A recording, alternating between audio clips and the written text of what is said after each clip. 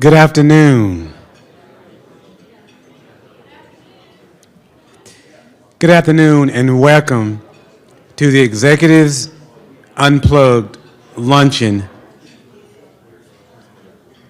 presented by Wellstar Douglas Hospital. I'm excited to be with you all today.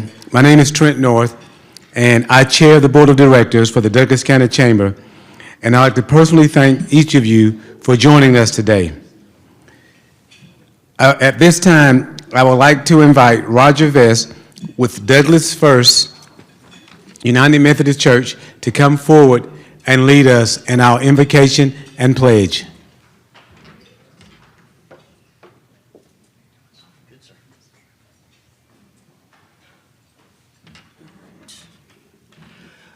Welcome, and I'm not sure if you say Happy Ash Wednesday, but it's Ash Wednesday, and Valentine's Day. It's a wonderful mix of holidays there. So if you would, bow your heads, please. Father, we thank you for our community. We thank you for those who have committed their lives to serving our brothers and sisters. Father, just be with us. Guide us and direct us. May we take what we learn here today, Father, and apply it to the lives and to our community. Lord, we ask that you bless this food so it may nourish our bodies and ourselves to your service. In your holy name we pray. Amen. And if you would, stand as you're able and join with me. Hold on. I pledge allegiance to the flag of the United States of America and to the republic for which it stands, one nation, under God, indivisible, with liberty and justice for all. Amen.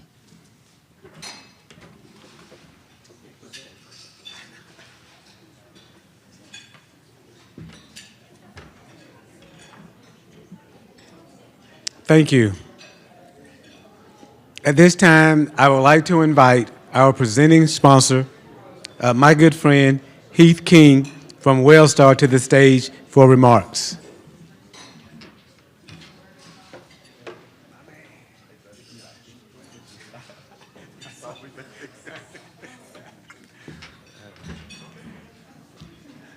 Good morning and early afternoon, everyone. Thank you, Trent, for the introduction. For those of you who I may not know, my name is Heath King, and I'm the president at Wellstar Douglas Medical Center. On behalf of our dedicated team members and physicians, I want to extend our sincere gratitude to the Douglas County Chamber and Sarah and her team and Trent for the opportunity to sponsor the Executive Unplugged Luncheon Series this year in 2024, and for continuing to foster meaningful connections in our community. At Wellstar Douglas Medical Center, our mission is to enhance the health and well-being of every person we serve. We're driven by a passion for providing exceptional care to every individual who walks through our doors, regardless of their background or their circumstances. This commitment extends beyond the confines of our hospital to embrace the broader community we proudly serve. As the leader of a large not-for-profit organization myself, I do look forward to hearing from Keith Parker this afternoon and learning more about the Goodwill of North Georgia's unwavering dedication to the well-being of individuals and families in our community and across the state. This commitment resonates deep with our values at Wellstar, and we congratulate Keith for his endeavors with the Goodwill of North Georgia. As we move into the new year, I do want to remind everyone to give yourself the gift of good health in 2024. I ask that you stay active and remember to schedule your annual visits with your primary care providers. If you need one, feel free to reach out to me or anyone with Wellstar, and we'll help point you in the right way. And get your screenings that you may be due for this year, whether they be preventative for early detection or other healthcare visits. We're here for you if you need us. And in closing, just want to thank you for your valued partnerships in our community.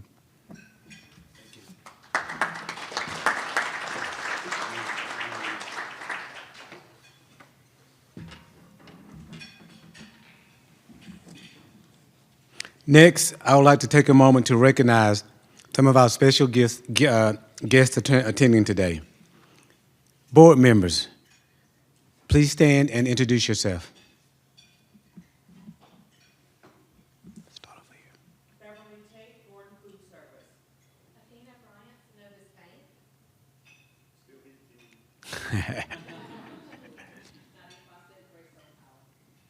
Thank you. Diplomat and business, I'm sorry, did I miss you? My favorite from the Water and Sewer Authority. Thank you, Lindsay. Diplomat and business outreach team, if you would stand, please. Thank you. If we have any elected officials joining us today, would you please stand and introduce yourself?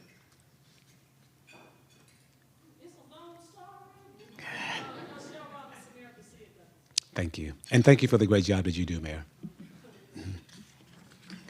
We are also proud of our 2024 Cornerstone investors that joined us today.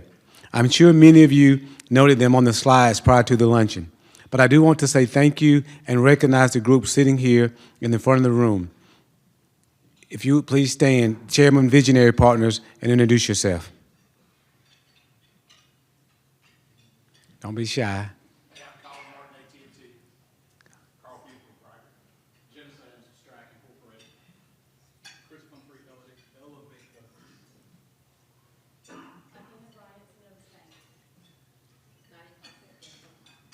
And Trent North Douglas County School System. I'm also thrilled to introduce one of our newest 2024 Cornerstone investors, Jim Sams with Stacks Incorporated. Please come to the stage at this time.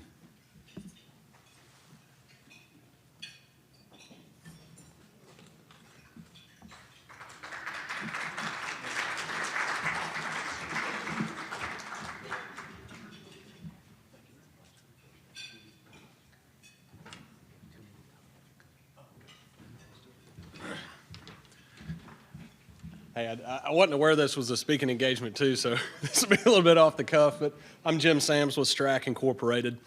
We are one of the largest heavy civil site work firms in Atlanta. We've been in business for over 75 years, and we're a third-generation family-owned company. We have done a lot of work in Douglas County over the decades, and we're really excited to be a part of the chamber here and find a way to give back to Douglas. So thank you very much, guys.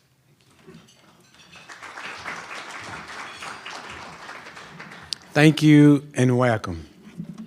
At this time, I would like to introduce our keynote speaker for today's event. While we know the food is good and we know you enjoy the fellowship, we are excited about our speaker today. Our speaker today has a rich history of dedicated service on nonprofit, charitable, corporate brands, and is actively engaged with organizations such as the Rotary Club of Atlanta, the Georgia Chamber, just to name a few, showcasing his deep commitment to community impact.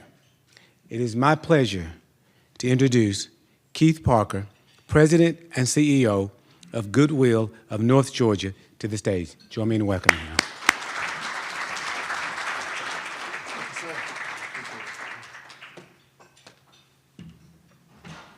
All right, good afternoon. And here comes my clicker. Thank you much. It is so good to be back in Douglas again and see some familiar faces. She left. I guess she had more important things to do than to hear the Keith Parker speech. But your wonderful mayor, who's a great leader in her own right. But yeah, I just thrilled to be here in this beautiful county again. I love this downtown. I love this whole area. I always feel like this is what community is a good feel for what community is like. And so thank you all for having the opportunity to come out and chat with you for a few minutes about what we're doing and what we like to think of as one of the most impactful nonprofits here in the state of Georgia and beginning to have an even bigger national reach. So I'm going to chat with you for a few minutes, and then hopefully we'll have some time left over for questions if there are any. So my own journey, I was asked to talk a little bit about how I got here. My journey started years ago in Richmond, Virginia, where while in graduate school, I was a minimum wage intern and got my first real assignment from the then CEO, who asked me to put together a map of the new bus routes that we were trying to implement and send this on to the federal government and so forth. At that time, I was making $4 an hour as an intern, but loved that assignment and fell in love with the whole mass transit piece. So within 2.5 years, went from intern to deputy CEO and in Richmond, and then by the time I was 30, got my first CEO job out in Vancouver, Washington, and I've had the great fortune of working all around the country in places like Los Angeles, Charlotte, Texas, as I mentioned, Virginia, and each time meetings with some fantastic leaders and different walks of life types of folks, but in every case, recognizing that some solid principles about leadership and community, if you have those things in place, you can be successful. So that brought me, after having a great stint in all of these different, in various places, 4 different CEO opportunities, I arrived in Atlanta in 2012, where it became really the task of my career, where these are some of the headlines when I became appointed as the CEO of MARTA, where it was basically the system is broken. And why can't MARTA do anything right? And so these were some of the things that were mentioned in the Atlanta Journal-Constitution. As you all who were here remember, there was a tax a referendum back in 2012 that was defeated by a 2-to-1 margin, and MARTA had raised fares more than any other transit system in the country, and it cut more service than any other transit system. And I remember doing a scan of the previous 6 months of all the media coverage that the agency had received, and almost everything about it had been negative. In fact, even my appointment was negative. I was basking in San Antonio as a CEO out there, and had just signed a new contract with them, and which was going to make me the highest paid transit CEO in the country over the next 5 years.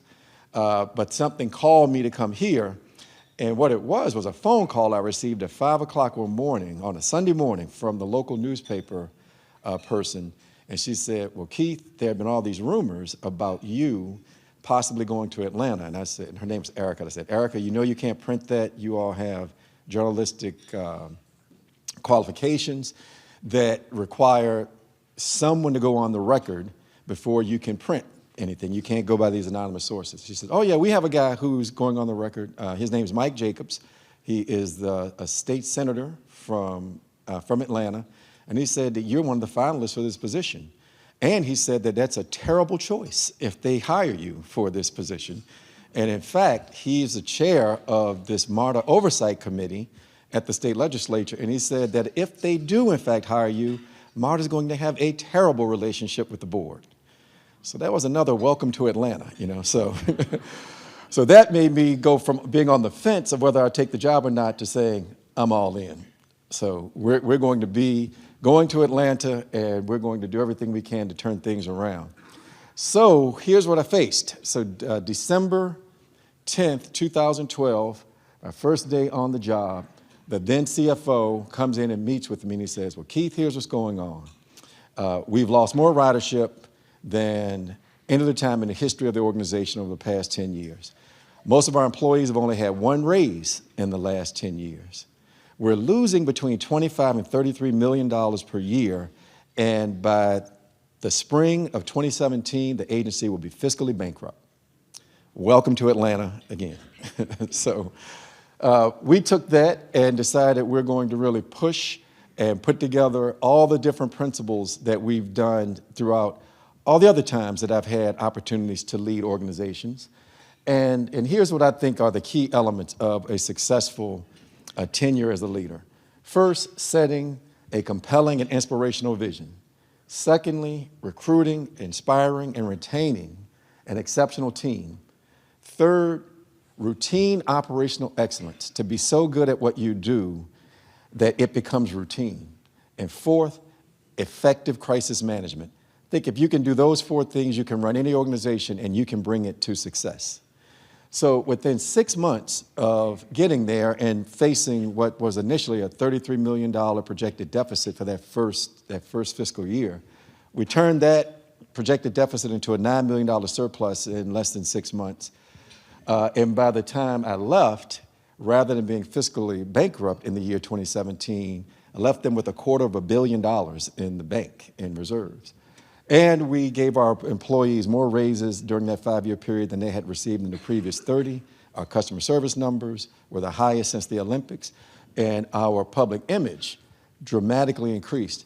And in fact, the state senator, Mike Jacobs, who had said Marta was going to have such a tough time by hiring me, he actually wrote an op-ed to the Atlanta Journal-Constitution where he said he was wrong and they hired the right guy. So we had a really good run during that period.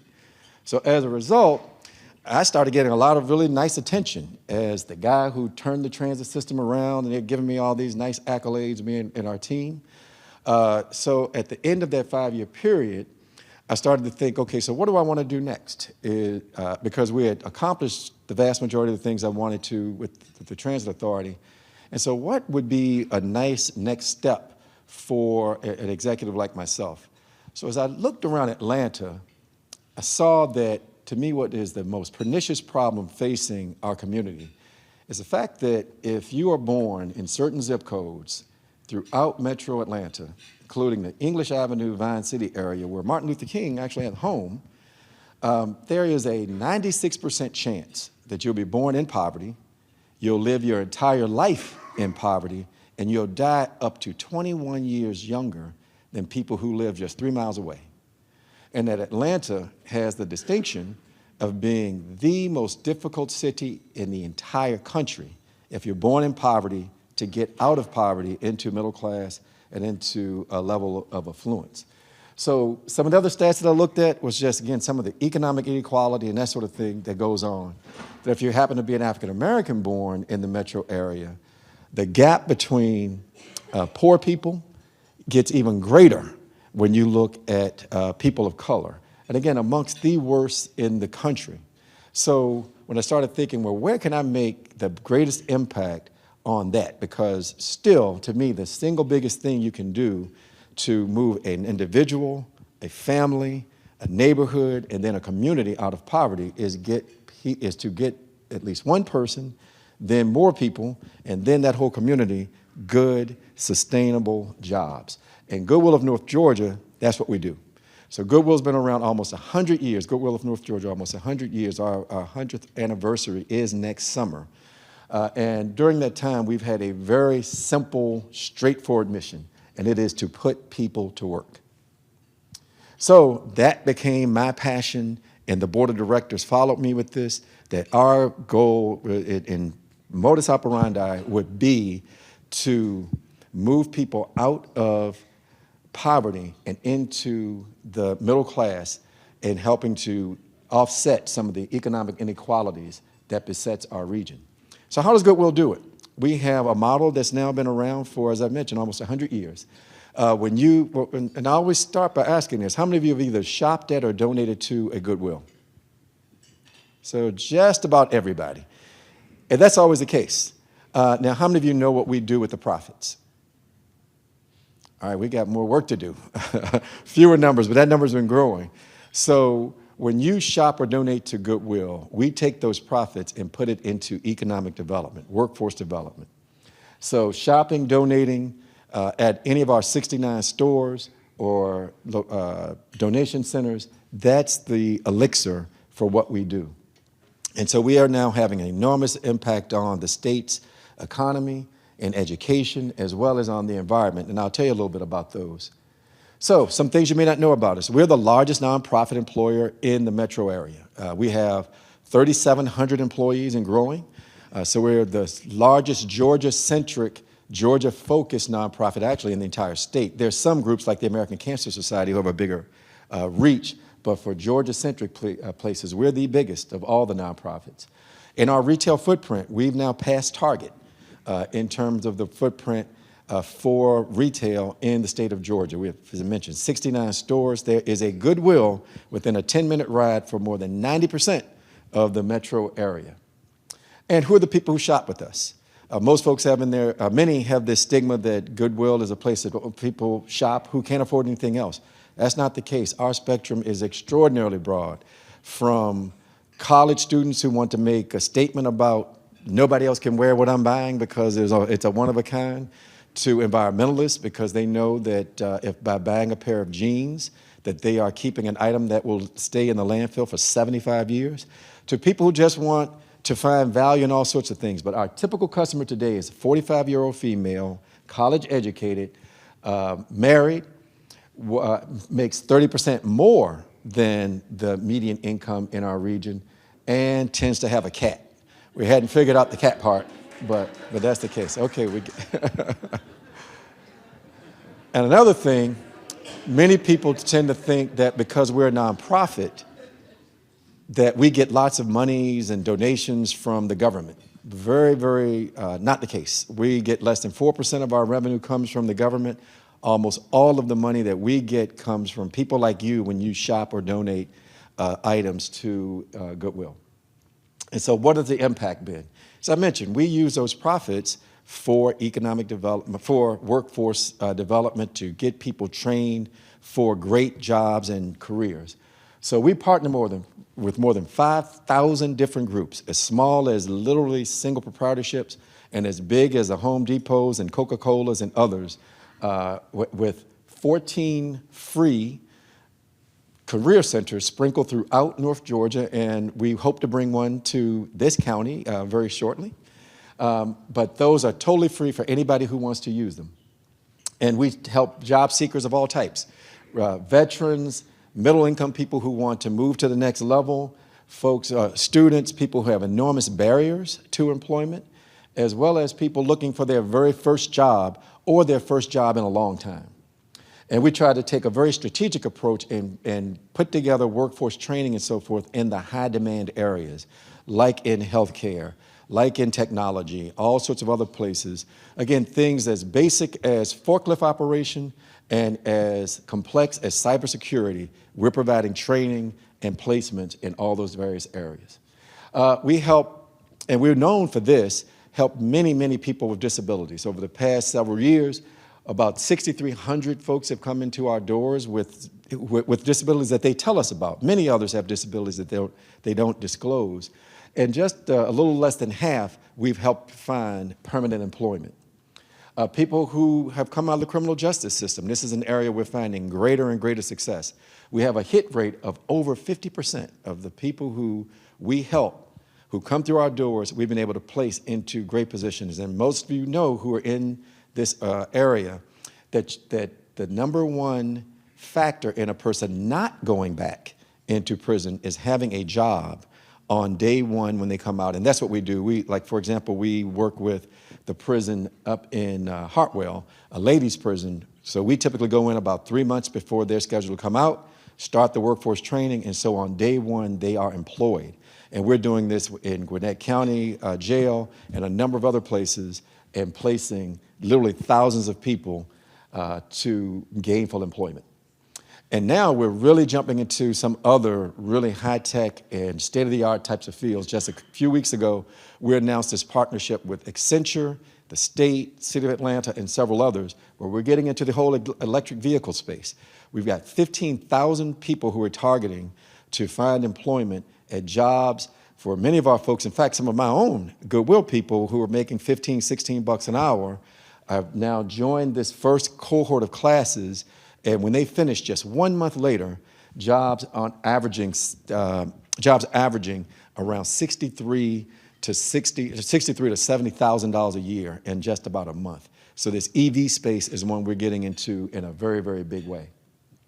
But for people who don't want to work for anybody, we also have a program called Good Biz, where we have helped hundreds of entrepreneurs start their own businesses. And now they have become employers and helped employ thousands all around Metro Atlanta, people who, for again, simple, very basic types of things to very complex businesses, and we're helping these entrepreneurs get started. And on the education front, we are now working with several dozen high schools with a program called the Youth Employment Services Program. To give you an example of how effective we've been, we provide wraparound services for these young people. For a high school that may have a typical graduation rate of 81%, when Goodwill gets involved and works with these students, the graduation rate goes up to right around 99%. And we're placing that they're either graduating and going to college, or we're finding full-time jobs for 100% of the folks who stay with our program. And on the technology side, this is another fast-growing area for us. The TechBridge is a company who we've partnered with for years now, and we have helped people like this young lady, Lyric, who was one of our very first graduates. She was making $9.50 an hour. 16 weeks later, she was making $60,000 a year. And we have literally hundreds of examples just like that. This is a program I actually started with Atlanta Mayor Andre Dickens about 6 years ago, and it's been extremely successful. And then there are people who are mid-career or even further. And this is April Dean Hunter, and April had reached what she described as a sort of like a glass ceiling in her company. She went through our technology career program and almost instantaneously got promoted and is now making a much greater level of compensation. So in the past 5 years, there's about 154 Goodwills around the country, all of them in workforce development of some type. We are now the #1 in the entire country. We've helped about 125,000 people find jobs over the last 5 years, and a very significant percentage of those folks, we are moving into the middle class. So Douglas County, right here, with our closest career center being in Smyrna, we've had about 1,000 people come in looking for jobs. We've helped more than 330 in just the past year alone find new employment, permanent full-time employment. And just the past 6 months, another 150. So we're finding some success, but we know if we put a career center out here, we'll do even more. And the thing that we're most proud of over these last 5 years is not just finding people jobs, but finding people jobs that gets them out of poverty. When I started, of the about 17,000 people who we helped find employment that first year, only about 16% were we able to find living wage and beyond jobs.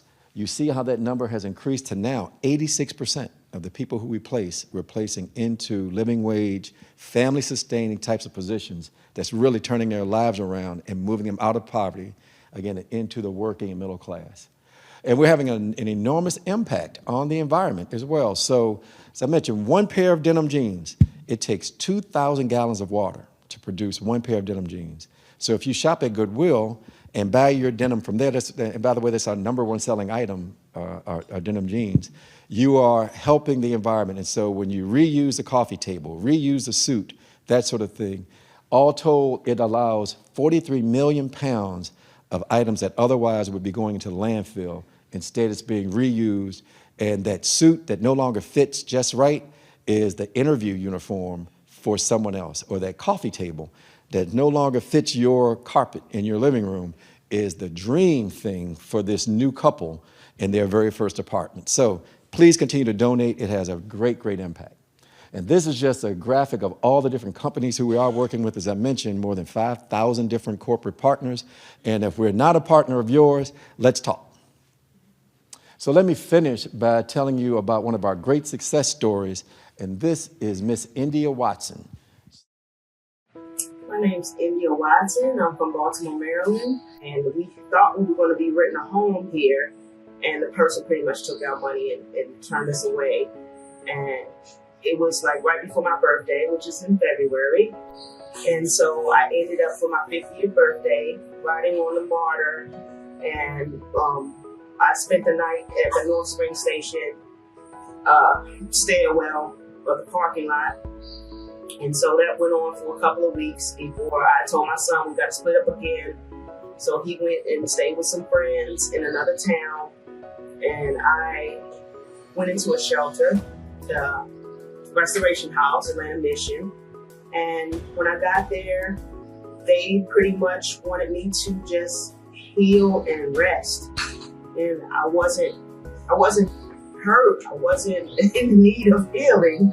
I needed a career. One day when I was at the train station and I was begging to one of the employees to let me ride, because I didn't have any money to buy a car, a pass or anything. And so I convinced them, and they, swiped their card, let me on. And then I heard God say, Goodwill. And so I remembered, oh yeah, that's right, Goodwill got a career center. And I'm trying to change careers overnight. Let me go out here and I can use their computer and, figure out what I'm gonna do.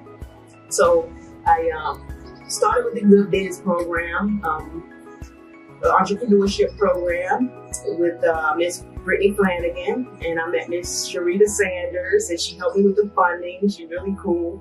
I had my interview for housing, and they told me, well, we're not going to be able to help you.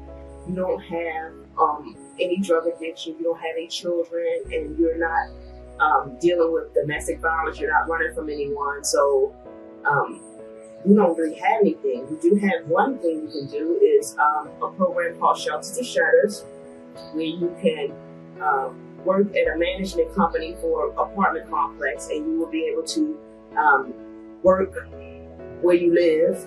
So then I didn't have a car, so that was perfect. And then they said that they would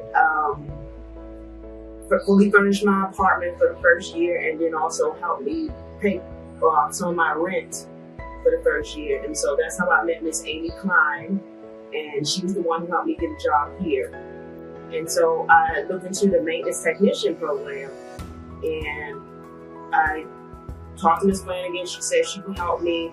And so then I pulled up an ebook about it, and I saw all of these squiggly lines and math and stuff. And I'm like, oh my gosh, I don't think I can do this with all these screaming kids in here and these women fighting each other. And, you know, I just don't know if I can do it.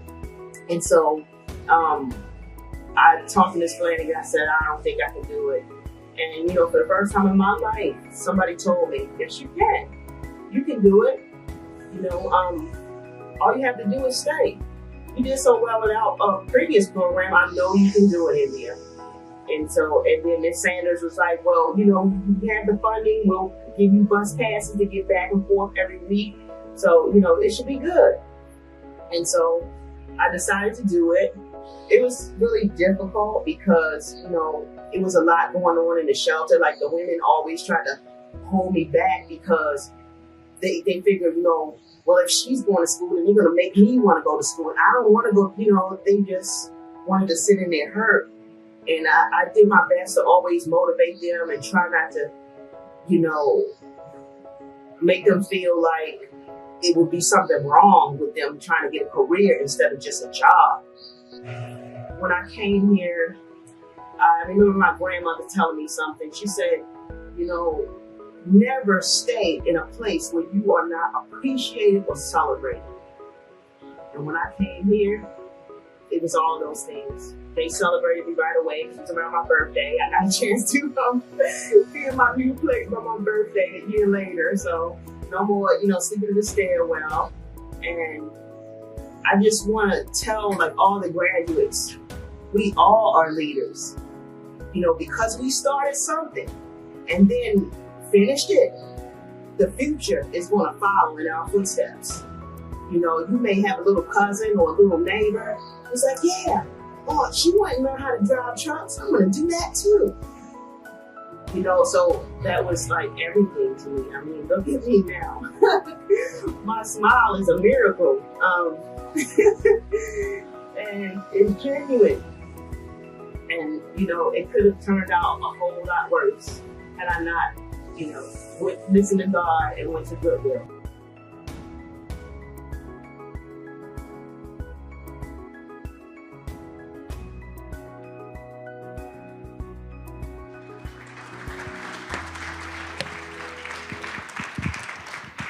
So India went from homeless and about 14 weeks later to around a $70,000 a year job. And she, in her smile, reminds me that I have the best job in the world. Because she's special, but she's not unique. Literally tens of thousands of people we've helped. And so again, when you drop off that suit that may not be fitting as well as it once did, or the coffee table, India and people like her, that's what we're able to create at Goodwill. So with that, I think we still may have a moment or two to take a question. Yes, ma'am.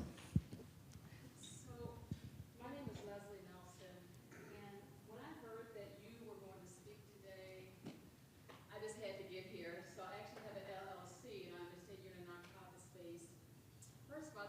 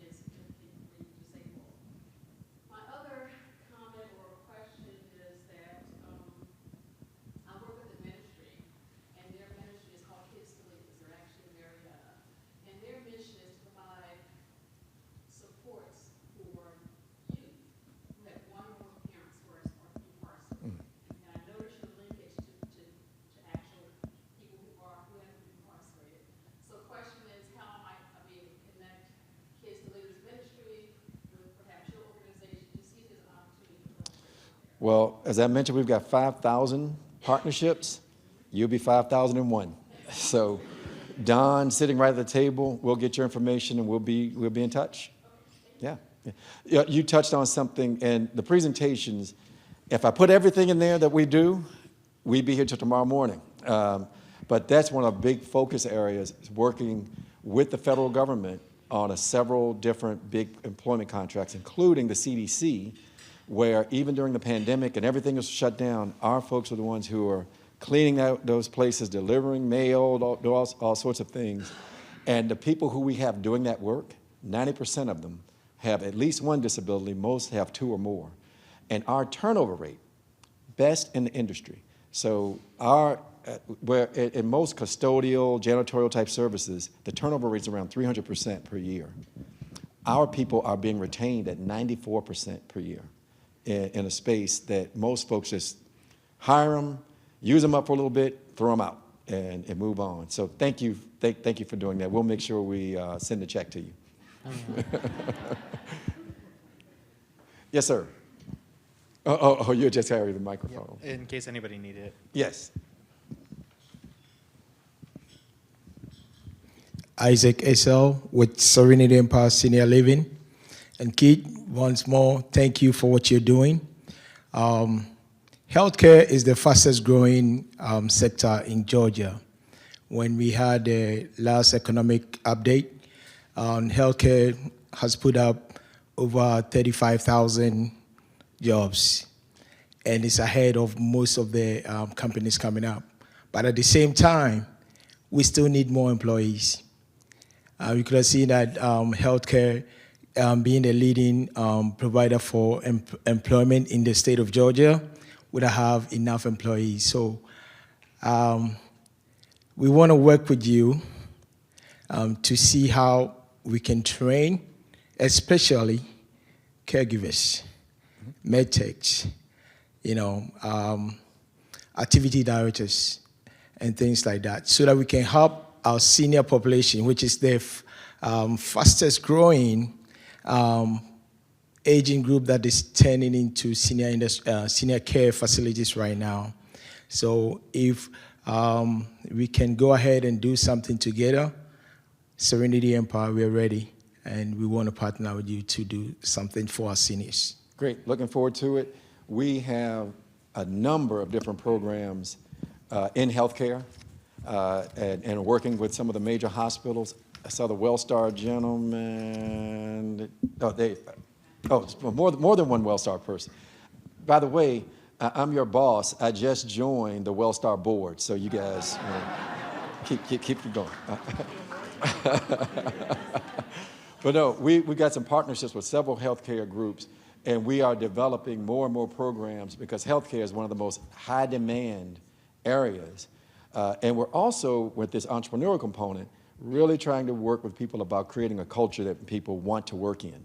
Because the solution is not simply bringing in more bodies.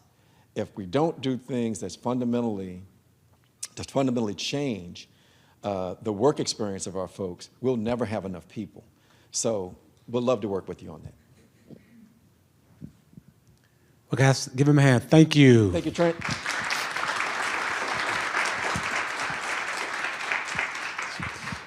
You know, when you said you have great employees, I know you do. There's a young lady that runs your career center in Carrollton, Georgia, by the name of Erin McGinnis. Mm-hmm. She's relentless. Okay.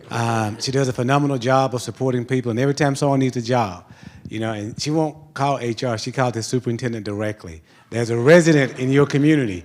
We've just gotten them trained on clerical. Can you help me out? So y'all do a phenomenal job. So thank you.